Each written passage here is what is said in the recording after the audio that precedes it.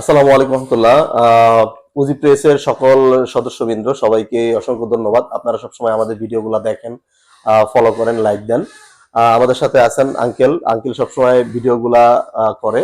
তো আজকে আমরা যে বিষয় নিয়ে আঙ্কেলকে জিজ্ঞেস করব সেটা হচ্ছে, আপনারা জানেন যে ইন্ডিয়াতে এই যে কোরবানির গরু সংক্রান্ত অনেকগুলা রুল জারি করলো, যার কারণে আমাদের এখানে যে মুসলিম ভাইয়েরা আছে তারা অনেক সমস্যার মধ্যে এই কোরবানির ঈদটা কাটাইছে। তো এই বিষয়ে আঙ্কেল যদি কিছু বলেন। আসলে আমাদের ওই যে প্রেসের পক্ষ থেকে যেহেতু আমাদের প্রশ্ন করছে কবি, কিন্তু এখানে একটা রাজনৈতিক বিষয়ের জন্য আমরা বিস্তারিত ডিপে যাব না। আসলে সেটা তাদের দেশের ব্যাপার, মানে কিন্তু ইন জেনারেলি এটা সঠিক নয়। কারণ মুসলমানদের যে বর্তমান যে অবস্থা, এটার জন্য আমি মনে করবো যে মুসলমানরাই দায়ী। কারণ পশ্চিমবঙ্গে বিজেপিকে আনার জন্য মুসলমানরাই দায়ী এবং মুসলমানরাই নিয়ে আসছে। এখন একটা কথা সবসময় মনে রাখবেন, উপরে থতো ছিটাইলে নিজের গায়ে। এখন আমাদের মুসলমানদের সমস্যা কি জানো? তো আরেক মুসলমানরে দাবানোর জন্য সে কি কুমিরে ডাকি নিয়ে আসতো, তারা যে দ্বিধাবোধ করে না, সেই কুমির পরবর্তীতে তাদেরকে খাওয়া শুরু করে।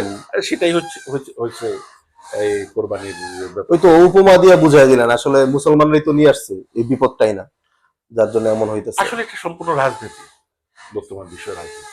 সবকিছুই আসলে শেষ পর্যন্ত রাজনীতি যাই থাকবে। আচ্ছা আঙ্কেল, আমাদের তাহলে অভ্যন্তরীণ বিষয়ে আসি, বাংলাদেশের বিষয়ে আসি। বাংলাদেশে আমরা একটা ভিডিও খুব ভাইরাল হয়েছে, দেখলাম যে আপনার চামড়াগুলা পানিতে ফেলা যাচ্ছে বিক্রি করতে না পেরে। এটা প্রসঙ্গে কি বলবেন? এটার সাথে বলবো যে আসলে এটা পরিকল্পিত ভাবে আমাদের চামড়া শিল্পটাকে নষ্ট করে দিলাম। এটার জন্য দায়ী কারা? এটার জন্য দায়ী সরকার। আসলে আমাদের বর্তমান যে প্রশাসন আছে সেটার মধ্যে বোতলটা চেঞ্জ হয়ে আছে, পানি চেঞ্জ হয় না, পানি আগেরটাই আছে। প্রশাসনের মানে পাত্রটা চেঞ্জ হচ্ছে শুধু। প্রশাসনের কর্তা ব্যক্তিরাই দায়ী, কারণ যোগ্য ব্যক্তিটা আসলে যোগ্য জায়গায় নাই। বর্তমানে যারা প্রশাসন আছে এরা দেশ না পারলে এরা দেশেরও বিক্রি করে দিতে, বাকিটা আমি করলাম না এখানে প্রাইভেসির কারণে এরা নিজেরা এদের সবকিছু বিক্রি করে দিতে এরা দেরি করবে না। যার পরিপ্রেক্ষিতে আন্তর্জাতিক পারিপার্শ্বিক পলিটিক্স এর কারণে আজকে আমাদের অন্যান্য দেশের মানুষরা তো আঙ্কেল তাদের দেশে কত সুন্দর আগায় নিতেছে বিভিন্ন শিল্প খাতে, আমরা কেন পারতেছি না? আমরা পারবো না চুরির কারণে, দেশাত্মবোধ নাই। আর আমাদের চেতনা ব্যবসা, এখন কেউ 24-এর চেতনা বিক্রি করে, কেউ আবার 71-এর চেতনা বিক্রি করে। কেউ আসলে দেশাত্মবোধ, দেশের দেশের প্রতি যে টানটা থাকতে হবে। আমরা মুসলমানরা সবসময় দেশাত্মবোধ। দেখো, হায়দ্রাবাদের নিজামের কথা বলি। 1948 সালে হায়দ্রাবাদের ইন্ডিয়া দখল করে নিয়েছে। 62 সালে চীন এবং ভারতের যুদ্ধের যে অবস্থাও ছিল, দেউলিয়া হয়ে যাওয়ার পথে ছিল, তখন এই নিজামুদ্দিন, হায়দ্রাবাদের নিজামুদ্দিন 7 টন স্বর্ণ দান করে তার দেশকে বাসে। সে বলছে যে আগে হায়দ্রাবাদ স্বাধীন ছিলাম, এখন আমরা ভারতীয়। তো আমি একটা কথা বলতে চাই, যারা আপনারা দালালি করেন, যারা আপনারা দালাল নিজের দেশ বিক্রি করে খুশি করতে চান, তাদের আপনাদেরকে কেউ কখনো দাম দিবে না, কখনো দাম দিবে না। যেহেতু তুমি কথাটা উঠেছো, দাম দিবে। আমি কয়েকটা উদাহরণ দিয়ে আমি দেখাচ্ছি।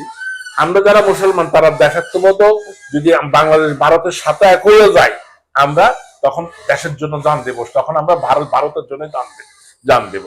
এটা নর্মালি, এটা একজন সত্যিকারের মুসলমান। তো সুতরাং তোমরা যারা দালালি করো, এখন সমস্যা হচ্ছে কি, যেমন তোমাকে আজকে বলি, এই তোমার 79 সময় যখন ইরানে ইসলামিক বিপ্লব আসলো, তখন ইরাক কি করলো, পশ্চিমা বিশ্ব সহ সবাইকে বাইরের লোকরা আনি দাওয়াত নিয়ে আসি মারার জন্য, হেরাই আবার তাদেরকে মারছে। ঠিক 2001 সালে যখন তোমার এই আফগানিস্তান আক্রমণ করলো, তখন এই ইরান পশ্চিমা বিশ্বকে সব ধরনের সাপোর্ট দিছে। বর্তমান কি আছে, এই পশ্চিমা বিশ্বই এদেরকে মারতেছে। তো এই জন্য বলি, মুসলমান প্রত্যেকটা ভাইকে দালালি যারা করবেন তাদেরকে আগে মারবে, এই জিনিসটা যেন মনে থাকে। তো যা কেউ মনে কষ্ট নেবেন না, কারণ যেহেতু আলোচনা সমালোচনা ব্যক্তি স্বাধীনতা এবং বাক স্বাধীনতার জন্য আমরা কথা বলছি। ওকে আঙ্কেল, অসংখ্য ধন্যবাদ আমাদের সাথে এবং আমাদেরকে এত সুন্দরভাবে বুঝিয়ে দেওয়ার জন্য।